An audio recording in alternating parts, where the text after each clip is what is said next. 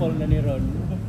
Father Gilray Arnold, Anthony Arnold Andal Jr., our Sambasunta President, Sister Alicia Mabuk, our President of Current College of Isabela, our school superintendents, principals, administrators, our brothers and sisters in Christ, good morning. Mayong buntag sa tanan. Pag-usap. And for those who were not here yesterday, welcome to Isabela City. Welcome to the city.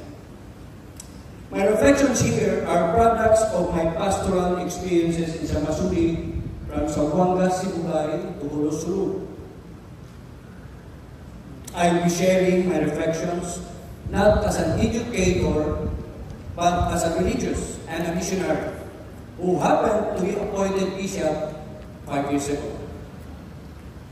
The theme given for us to reflect on is pilgrims and agents of hope embracing synodality. Father Elnach's letter laid down the scope of my sharing, which I doubt I can fully deliver. I just leave it to you to pick those important points that you deem relevant in this gathering. Kamu na lang ang bahala. And by the way, I would like to also share with the limits of my sharing, because I thought that this is like a Samasuri gathering, so I focused more on my resources from the Metropolitan report. Then later on, actually it was last night that I realized that we have also members coming from Pagadian and Dipolo, but we all know that we share more or less the same realities in this region.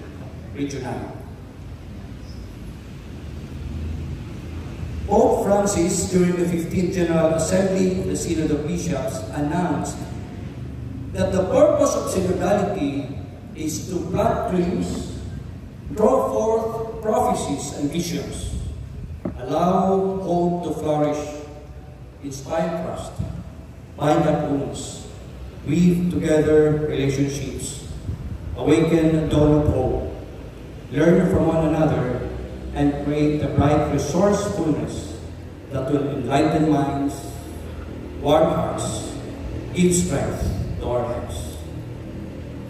Given this dynamic vision, we ask specifically how Pope Francis, how the Pope's dream for a synodal church can impact Catholic schools in our region.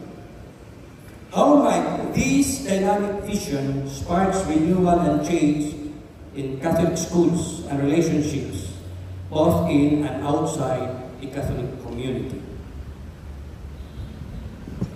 As Catholic educators in Region 9 and as pilgrims and agents of hope, we consider the following points to ponder. First, how does this journey together allow our educational institutions to proclaim the gospel in accordance with the mission entrusted to our schools? And secondly, what actions does the Spirit invite us to take in order to grow as pilgrims and agents of hope? There are three things that the Emmaus story from the Gospel of Luke, chapter 24, verses 13 to 35, teaches us, and which, according to Father Daniel Pilario, CM, are important intuitions of synodality. Here, I'll share with you brief reflections about these intuitions of synodality based from the resurrection narrative of Luke.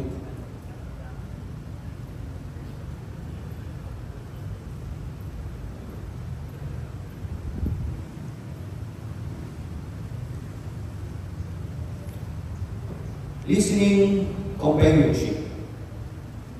The two lonely disciples in this resurrection narrative were desolate at Jesus' death. But their hearts began to burn because someone, even if he was a stranger, began to walk with them and listen.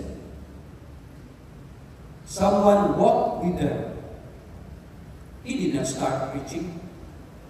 He listened. Second is authority, witness. The two disciples in Emmaus were looked up to in the early church because they were among the witnesses to the resurrection. Authority is grounded on witness, not on power. So I think this is also true to educators, on witness. Inclusion, mission. The two disciples went to Jerusalem at the same hour in order to tell the community about the risen Jesus. Witness urgently leads to mission. Mission is proclamation to all.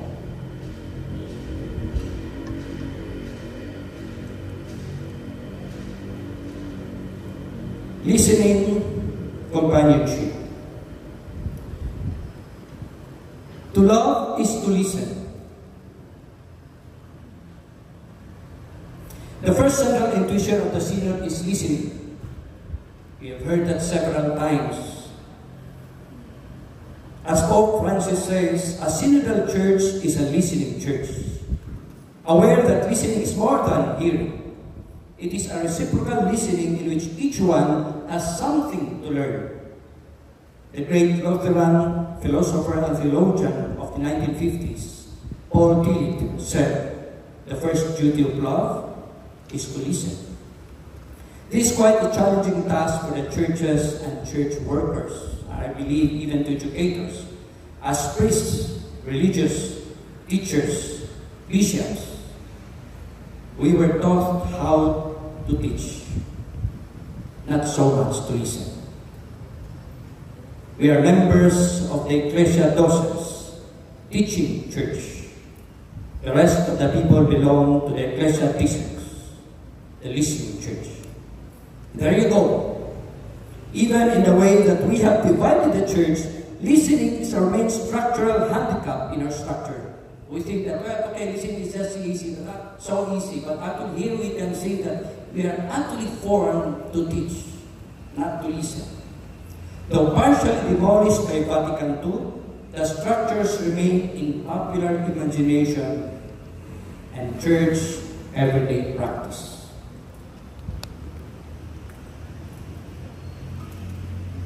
The Pope further said that centrality is the way of being church today, according to the will of God, in a dynamic of discerning and listening together to the voice of the Holy Spirit. However, our church in the country does not find it easy to learn or to listen. Rather, one of the comments that was documented by the CBCP and submitted to the Asian Synod, Salubong, I think many of us are very familiar with that, notes that the Philippine church could not listen. So just imagine, it's actually coming from a summary from the reports from the different dioceses. Some structural indicators provided are: first, the church's communication process is top-down. Secondly, consultations are devoid of real conversations. And thirdly, listening is selective. When the poor speak out or try to voice an opinion, they are simply ignored or set aside as unimportant. Donors are listened to. They are seen to be the owners of the church.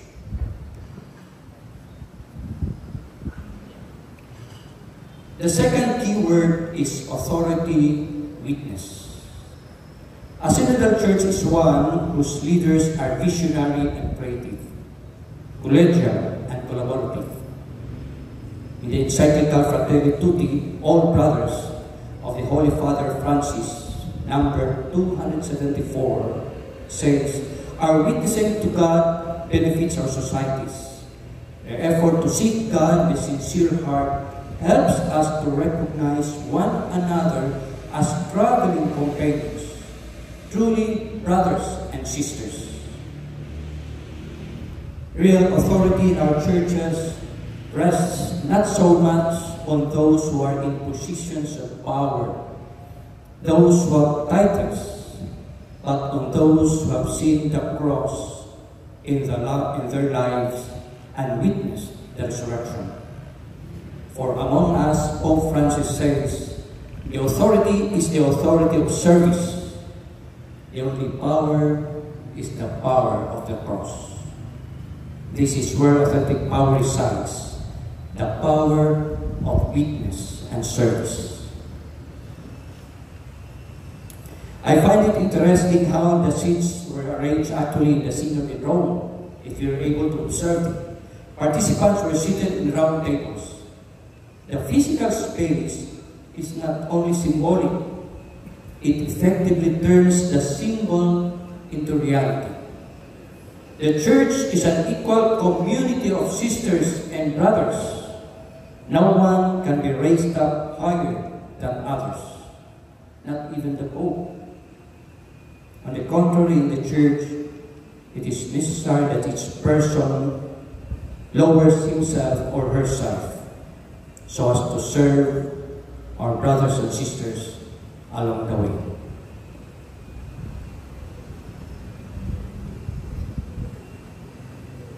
The third key word is inclusion, mission.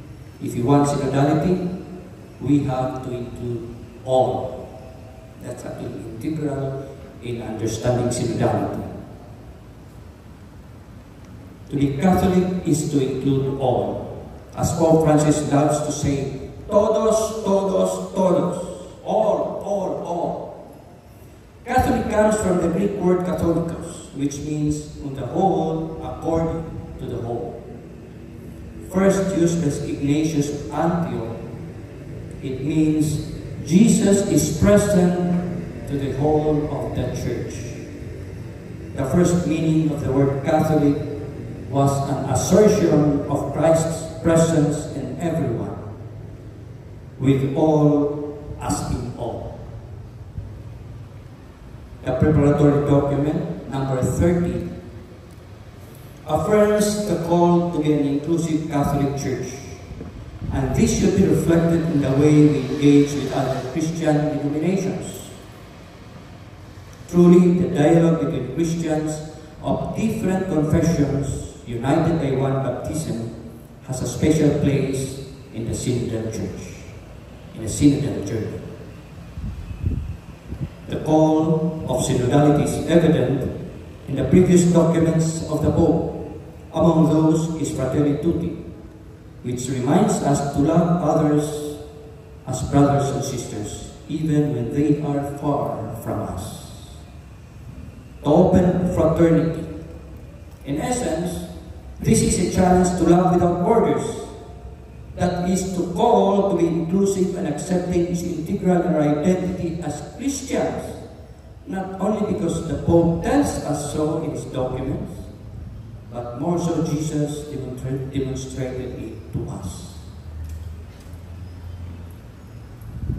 Now I would like to move to the next part of this presentation, synodality and our region's experiences. When I was preparing this sharing, I asked Sister Alicia the concerns of the church in the region, and immediately she texted me these following points: low enrollment, migration of teachers to public schools, and low salary of teachers. I thought, yes, this is true. We talked about this several times. But I think this is not only a problem in the region. It's a problem all over the country.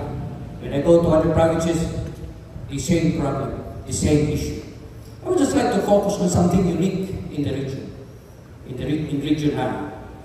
Because I noticed several times when we have gathering in the level of national level, CBCP, presentations coming from Western Mindanao is distinctly different. And I think it's because of many factors. I would like to move on to the next one, which I believe is part of our identity as, educators for Region 9, and it's actually integral in our reality, part of our reality. Diversity. Region 9 is a culturally diverse metropolitan suburb. The diversities of experiences, culture, status, geophysical location, and different beliefs led everyone to discern deeper how the realities and narratives of each were intertwined.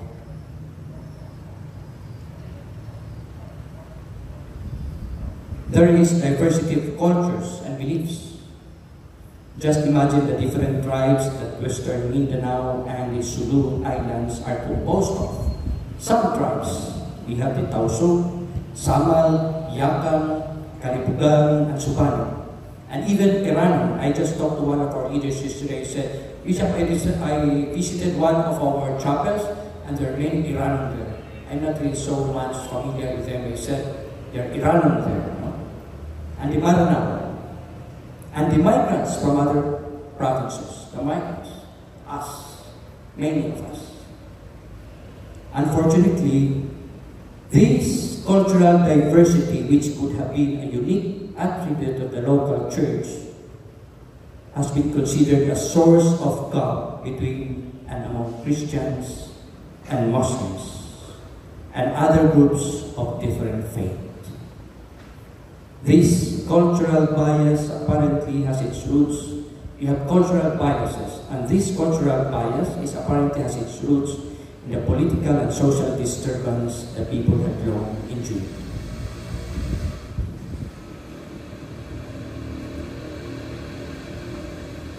We have diversity of geophysical locations and experiences. One metropolitan report says, from the tiny BEC island with few Christians under the threat of isolation and terrorism, up to the mountains of Lumats with apprehensions of attacks from NPAs and bandits. People live their faith to the fullest. So you have different threats, you have different realities, even the physical locations we have are distinctly different. The next is war, conflict, violence. Many times when I talked about Basilan and region and Sabasumi with the bishops, I said, so Basilan has changed. But you know, we are happy with that claim that that's for you. No, that's for you. Going to Basilan is still very difficult for many of the bishops. You know, the whole idea of Basilan, something like that. Okay, you stay there, but that's really for you, but that's not for us.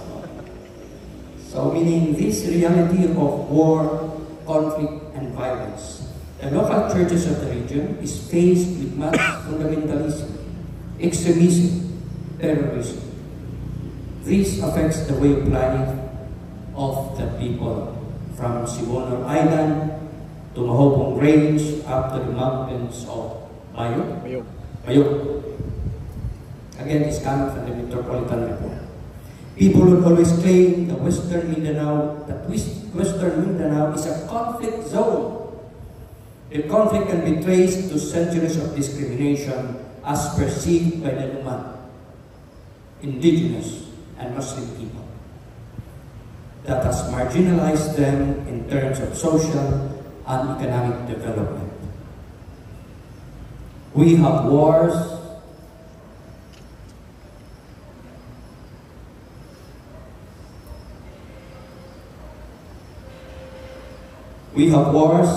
freedom, murders, bombings, kidnappings, and all common experiences. So these are not actually rare experiences. These common experiences in our region. Not to mention the pressures of fundamentalism and extremism existing in many areas. However, the spirit of dialogue continues. Different modes of reaching out and communicating find a way to allow people of various dialects, principles, beliefs, and perspectives to come together and listen to one another. For example, the Apostolic Vicariate of Jolo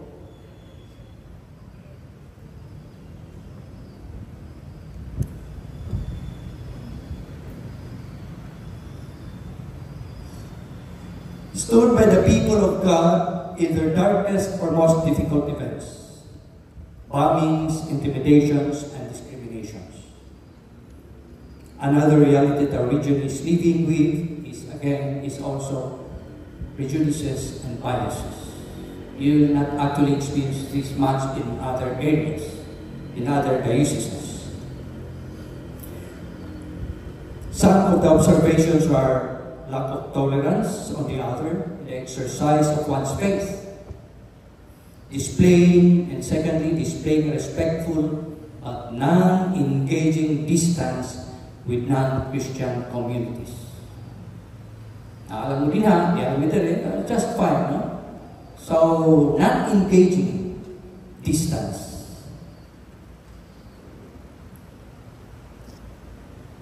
One report from a local church in the region tells the following story: that the atrocities being witnessed by many led them to be hostile with one another.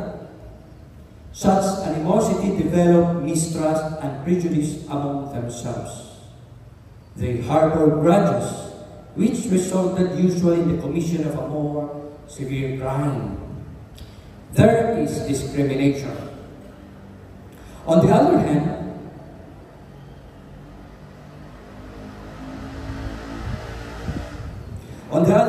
as other reports would claim, that having lived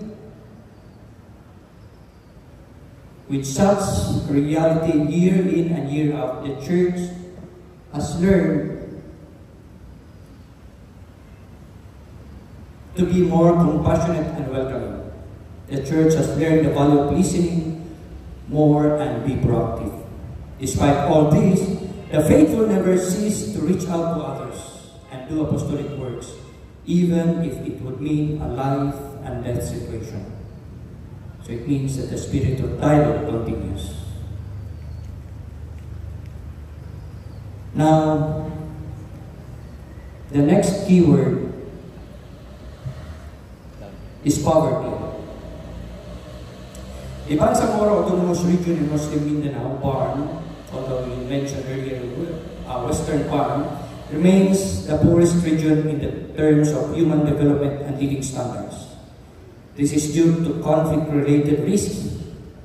Cultural norms add further constraints, particularly on women's livelihood opportunities, with limited access to basic social services. What hinders the baptized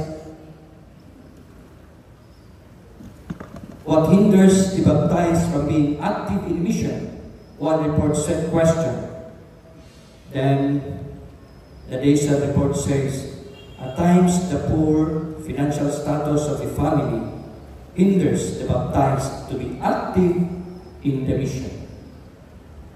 What facilitates or inhibits our listening?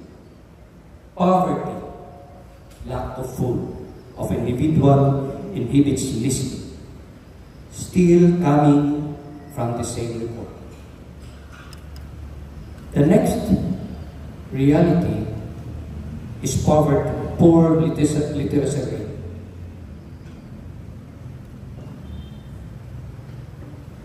The Metro Manila posted the highest literacy rate at 98.9%, while the Bangsamoro Autonomous Region in Muslim Mindanao in the southern Philippines had the lowest literacy rate at 86.4%.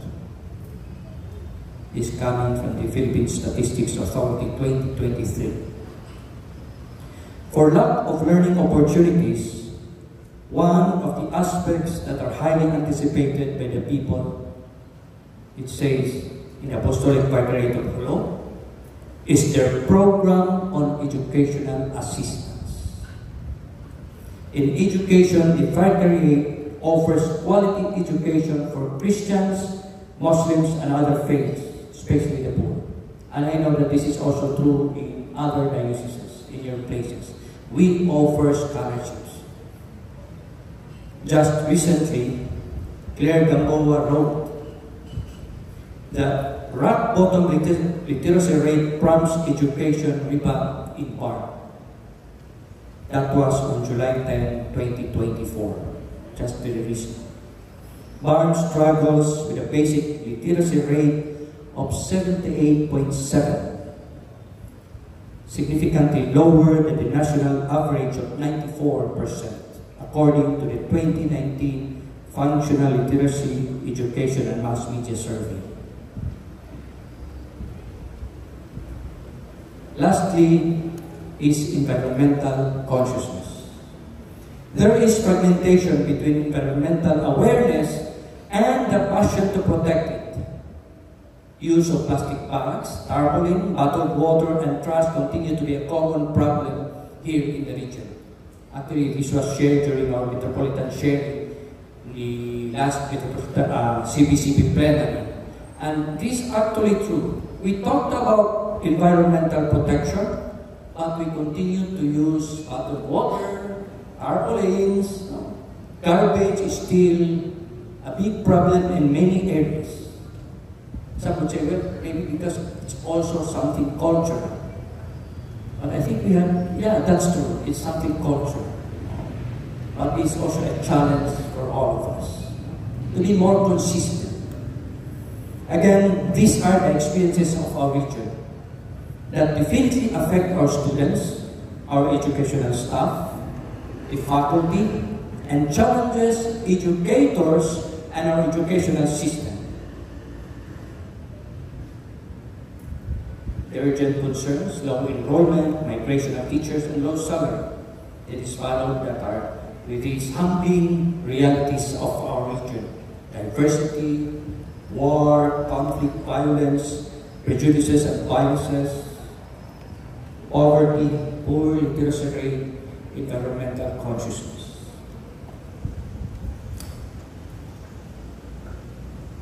Moving forward, what are these humbling realities telling us and inviting us to do as priests, religious, lay educators?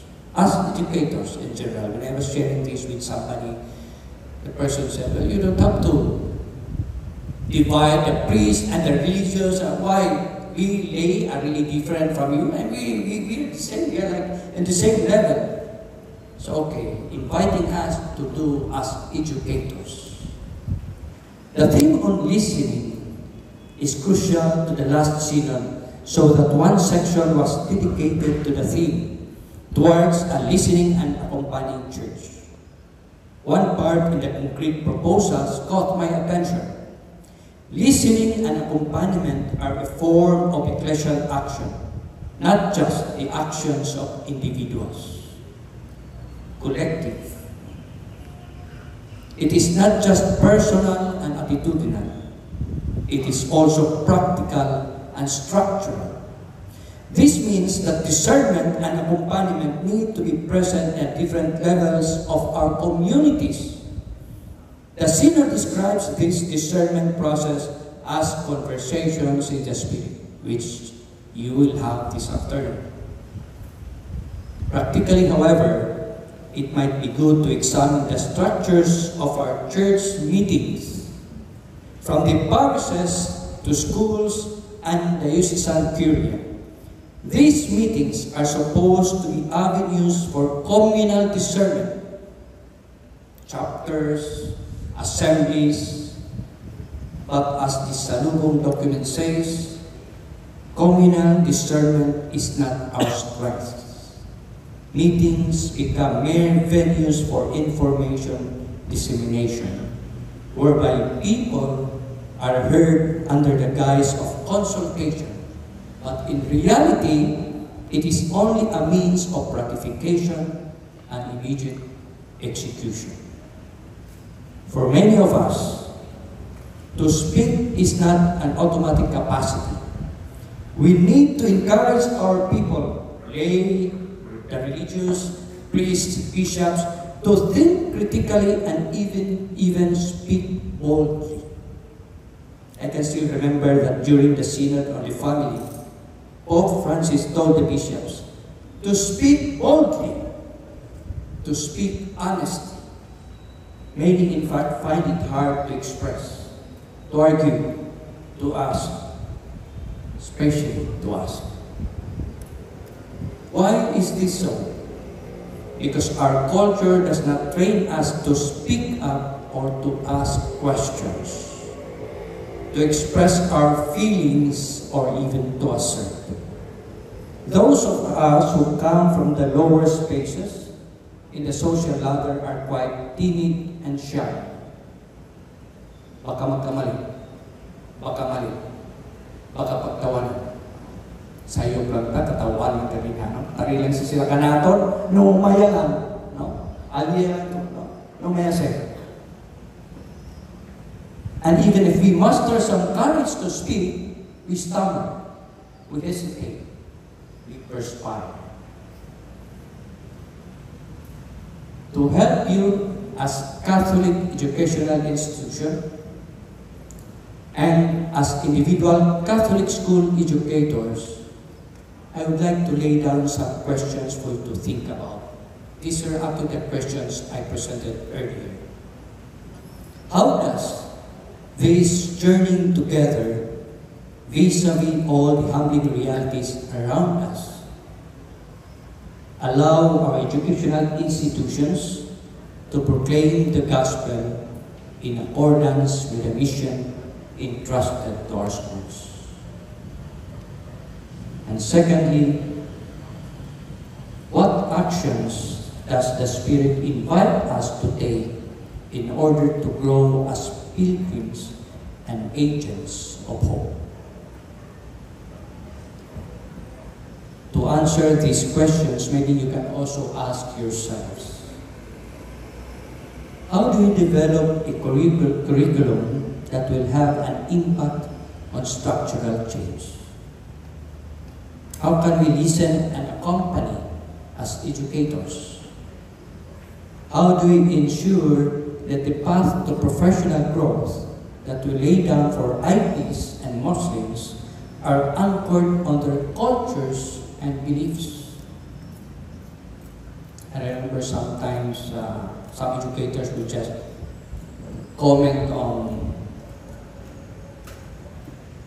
our Muslim brothers and sisters bringing all the clan when somebody graduated from them. Somebody is graduating, which for sure the whole clan is coming. And something like, why bring the whole clan? And when I shared this with somebody told me, why can't we just appreciate that when somebody succeeds in their clan, the whole community supports them, celebrates with them, enjoys with them? Why just focus on the negative side? Why bring the whole clan? Why is it the whole clan? But isn't it beautiful when somebody just succeeds, finishes college, the whole clan celebrates with them? And if somebody suffers, the whole clan supports them. How do we truly integrate Muslims and IPs in our school system? Is there an appreciation of their culture? And I think you can still add more questions on this. To challenge ourselves, to challenge educators. Daghang salamat.